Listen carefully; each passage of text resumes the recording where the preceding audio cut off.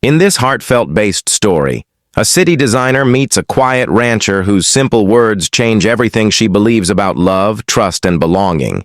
What begins as work soon turns into something deeper and unexpected. Don't forget to like, subscribe, and share. Where are you? The morning light stretched across the vast plains of Wyoming, bathing the golden fields in a quiet, glowing calm. Emma Turner stepped out of her rental truck and felt the earth crunch beneath her city boots. She wasn't used to this kind of silence. No horns, no chatter, just the whisper of wind across the grass. A designer from Chicago, she had spent most of her life sketching sleek modern homes and city cafes, not barns and stables. Yet here she was, hundreds of miles from home, standing before a century-old ranch that looked like it belonged in a photograph from another time. The wooden fence was weathered and leaning, the barn's paint had long since faded into gray, and yet something about it all felt alive. She had been hired by Walker Ranch's owner, Luke Walker, a name she'd heard with a hint of awe from the people in town. "You'll like him," the store clerk had said with a grin. "He doesn't talk much, but when he does, you'll want to listen." Emma wasn't sure what that meant, but when Luke appeared from behind a corral leading a chestnut horse, she understood.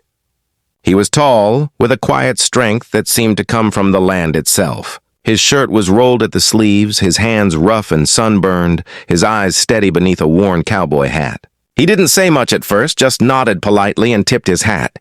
"Miss Turner, welcome to Walker Ranch," he said, his voice low and easy. "Long drive?" She smiled awkwardly, brushing dust off her jeans. "Only about 1,000 miles of second-guessing my decision," she admitted, half joking. He chuckled softly. "Well, that's a good start. Folks who second-guess usually end up doing things right." As the day went on, Luke showed her around the ranch, pointing out the old structures that needed repair. The barn, though beautiful, was nearly falling apart, and Emma could already tell it would be the hardest part of her project. She spread out her blueprints on the hood of her truck and began talking through her ideas. Luke listened quietly, arms crossed, occasionally nodding. When she finished, she turned to him, expecting questions or objections. But he simply said, "You've got an eye for it. But out here, sometimes plans have to bend to what the land allows." His words carried a weight she didn't yet understand. Later that afternoon, as the two of them measured the wooden frame of the barn door, Emma frowned. "It's too small," she whispered, mostly to herself, staring at her tape measure. Luke leaned on the post beside her, watching with amusement. "It'll fit just fine," he said, a small, knowing smile playing at the corners of his lips. His voice wasn't teasing, but calm, steady, almost reassuring. She looked up confused by his certainty. "But the numbers don't match," she said. "It's not enough space." Luke shrugged slightly. "Sometimes the numbers don't tell the whole story. You just have to trust it." For a moment, she just stood there, unsure what to say. The wind moved through her hair, the horses whinnied in the distance, and for the first time, Emma felt something she hadn't felt in years: peace. She didn't know it yet, but those simple words would echo in her mind for days to come. It wasn't just about the barn or the door or the measurements. It was about life. About things finding their place even when they seemed too small, too uncertain. And as Luke walked ahead toward the pasture, his hat tipped against the setting sun, Emma followed, not because she had to, but because something in her heart told her she finally might be in the right place. Started with the soft cry of roosters, the smell of coffee brewing in the old farmhouse, and the sound of boots against wooden floors. Luke was already up by dawn every day, working the horses or fixing fences, and somehow she always found herself joining him, sketchpad in hand. The barn restoration had become more than a job. It was a connection, not only to the land, but to something inside her she thought she'd lost in the noise of city life.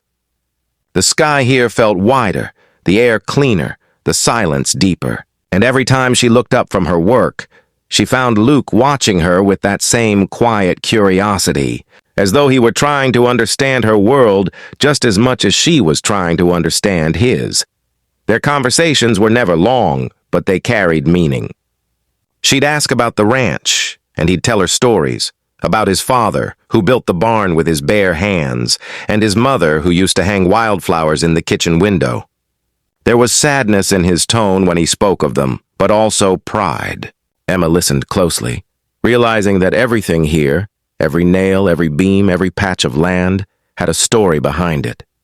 She started to see the beauty in the imperfections, the kind of beauty that couldn't be drawn on paper. One evening, while they were working under the soft orange light of sunset, Emma tried to adjust one of the wooden panels. It wouldn't move no matter how hard she pushed. Frustrated, she muttered, "It's too small again." Luke looked over, that familiar smile tugging at his lips. "It'll fit just fine," he said. And just like before, he was right. The panel slid into place perfectly. That night, a thunderstorm swept across the valley, knocking out the power. The rain hammered against the roof while lightning lit the sky in flashes of silver. Luke found Emma in the barn, making sure her design materials stayed dry. "You don't have to be out here," he told her, placing a lantern on the workbench.